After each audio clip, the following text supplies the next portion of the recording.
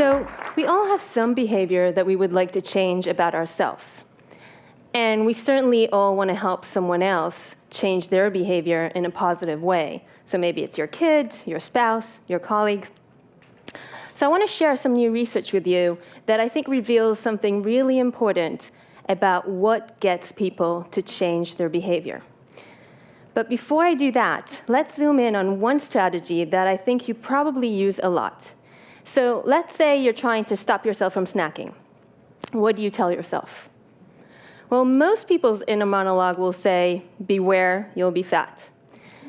And if this was your kid, you would probably tell him that smoking kills, and by the way, he's in big, big trouble. So what we're trying to do here is we're trying to scare ourselves and others into changing their behavior. And it's not just us. Warnings and threats are really common in health campaigns, in policy. It's because we all share this deep-rooted belief that if you threaten people, if fear is induced, it will get them to act. And it seems like a really reasonable assumption, except for the fact that the science shows that warnings have very limited impact on behavior.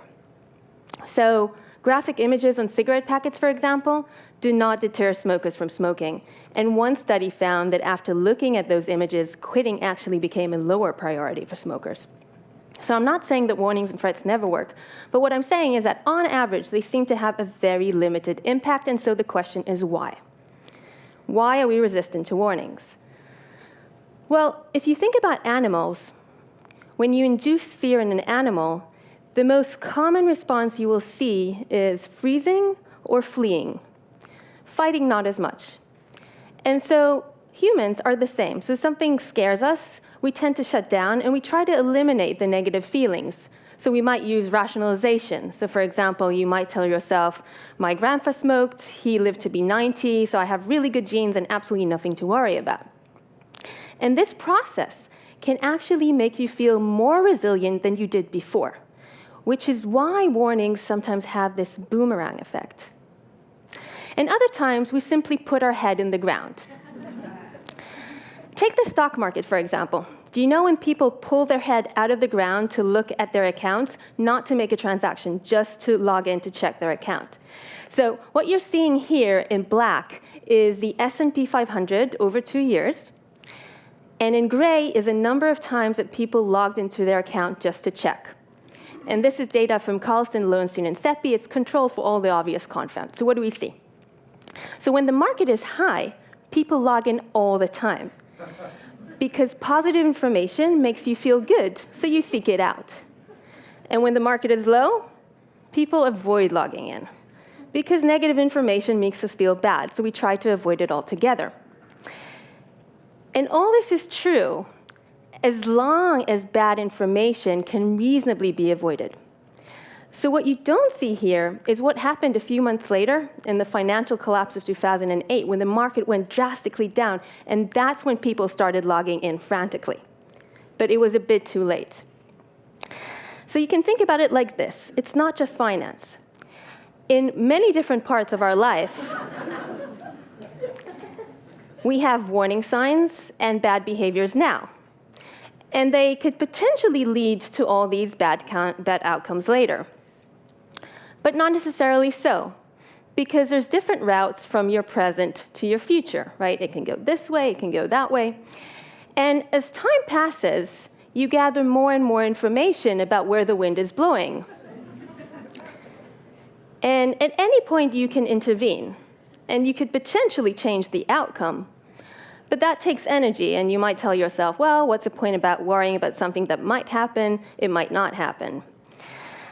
Until we reach this point, at which time you do jump into action, but sometimes it's a little bit too late. So we wanted to know in my lab, what type of information does leak into people? So we conducted an experiment where we asked approximately 100 people to estimate the likelihood of 80 different negative events that might happen to them in the future. So for example, I might ask you, what is the likelihood that you will suffer hearing loss in your future?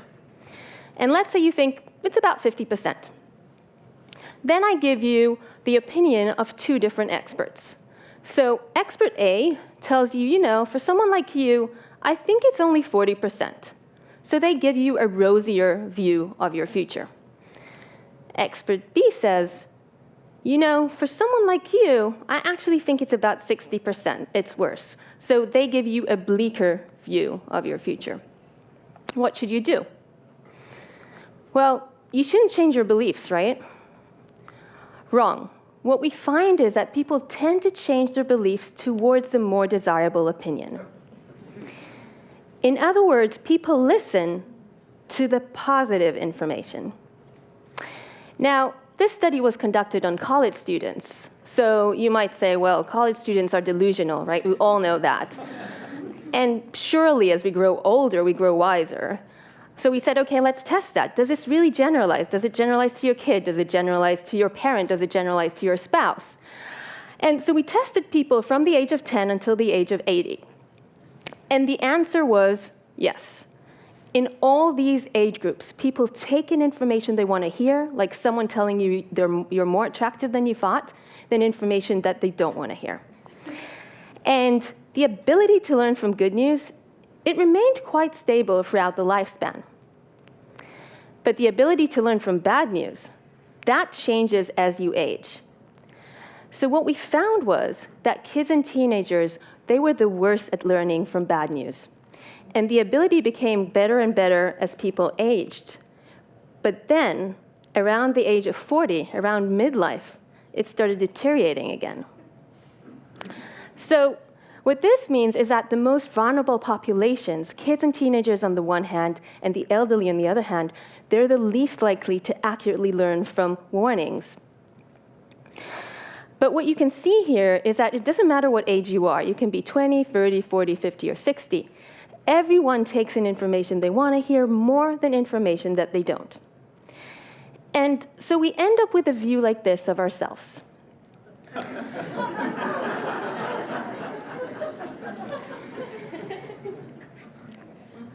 And our mistake as teachers, as mentors, as employers, is that instead of working with this positive image that people so effortfully maintain, we try and put a clear mirror in front of them. We tell them, the image is just going to get worse and worse and worse, and it doesn't work. It doesn't work because the brain will frantically try to distort the image using Photoshop and fancy lenses until it gets the image it's happy with. But what will happen if we went along with how our brain works and not against it? Take hand washing, for example. So we all know that hand washing is the #1 way to prevent the spread of disease, and this is really important in hospitals. So in a hospital here in the United States, a camera was installed to see how often medical staff do, in fact, sanitize their hands before and after entering a patient's room. Now, the medical staff, they knew a camera was installed. Nevertheless, only 1 in 10 washed their hands before and after entering a patient's room. But then an intervention was introduced, an electronic board that told the medical staff how well they were doing. Every time you washed your hands, the numbers went up on the screen. And it showed you your rate of your current shift and the rate of the weekly staff. And what happened? Boom. Compliance raised to 90%, which is absolutely amazing. And the research staff were amazed as well, and they made sure to replicate it in another division in the hospital. Again, the same results. So why does this intervention work so well? It works well because instead of using warnings about bad things that can happen in the future, like disease, it uses 3 principles that we know really drive your mind and your behavior. Let me explain. So the first one is social incentives. In the hospital study, the medical staff could see what other people are doing, right? They can see the rate of the shift, the rate of the week. We're social people. We really care what other people are doing. We want to do the same, and we want to do it better. This is an image from a study that we conducted led by PhD student Micah Adelson. And what it's showing you, it's a signal in the emotional center of your brain when you hear about the opinion of others. And what we found was that this signal can predict how likely you are to conform at a later time, how likely you are to change your behavior. So the British government are using this principle to get people to pay taxes on time. In an old letter that they sent to people who forgot to pay taxes on time, they simply stressed how important it was to pay taxes, and that didn't help. So then they added one sentence. And that sentence said, 9 out of 10 people in Britain pay their taxes on time. And that one sentence enhanced compliance within that group by 15%, and is thought to bring into the British government £5.6 billion. So highlighting what other people are doing is a really strong incentive. The other principle is immediate rewards. So every time the staff washed their hand, they could see the numbers go up in the board, and it made them feel good. And knowing that in advance made them do something that they otherwise may not want to do. Now, this works because we value immediate rewards, rewards that we can get now, more than rewards that we can get in the future. And people tend to think it's because we don't care about the future, but that's completely wrong. I mean, we all care about our future, right? We want to be happy, we want to be healthy in the future, we want to be successful. But the future is so far away. I mean, maybe you'll behave badly now, and you'll be fine in the future. And maybe you'll be altogether dead. So the here and now you would rather have that tangible drink, that tangible T-bone, rather than something that's uncertain in the future. If you think about it, it's not altogether irrational, right? You're choosing something sure now rather than something that's unsure in the future. But what will happen if you reward people now for doing actions that are good for them in the future? So studies show that giving people immediate rewards makes them more likely to quit smoking, more likely to start exercising, and this effect lasts for at least 6 months, because not smoking becomes associated with a reward, and exercising becomes associated with a reward, and it becomes a habit. It becomes a lifestyle. So we can reward ourselves and others now for behaving in ways that are good for us in the future, and that's a way for us to bridge the temporal gap. And the third principle is progress monitoring. So the electronic boards focus the medical staff attention on improving their performance. This is an image from a study that we conducted that shows you brain activity suggestive of efficient coding of positive information about the future. And what we found was that the brain does a really good job at this, but it doesn't do such a good job at processing negative information about the future. So what does this mean? It means that if you're trying to get people's attention, you might want to highlight the progress, not the decline. So for example, if you take that kid with a cigarette, you might want to tell them, you know, if you stop smoking, you'll become better at sports. Highlight the progress, not the decline. Now, before I sum up, let me just share this small anecdote with you. So a few weeks ago, I got home, and I found this bill on my fridge. And I was really surprised, because there's never any bills on my fridge, so I was wondering why my husband decided to put that on our fridge.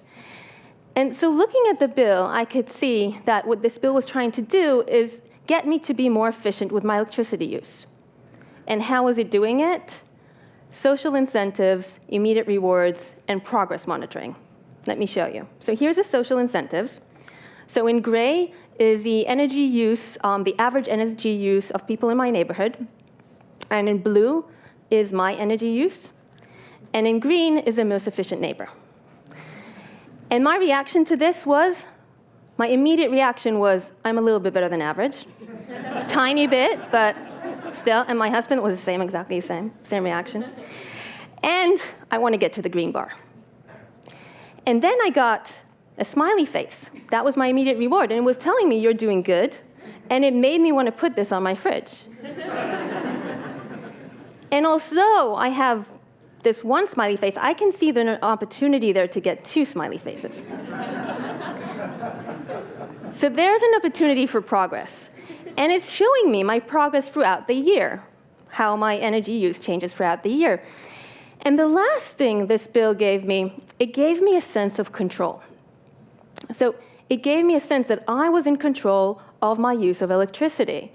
And that is a really important thing if you're trying to get people to change their behavior, because the brain is constantly trying to seek ways to control its environment. It's one of the principles of what the brain is actually doing. And so giving people a sense of control is a really important motivator. Okay, so what am I not saying? I'm not saying that we do not need to communicate risks. And I'm not saying that there's one solution fits all. But I am saying that if we want to motivate change, we might want to rethink how we do it.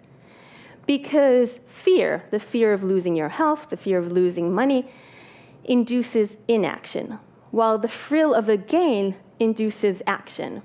And so to change behavior in ourselves and in others, we may want to try these positive strategies rather than threats, which really capitalize on the human tendency to seek progress. Thank you.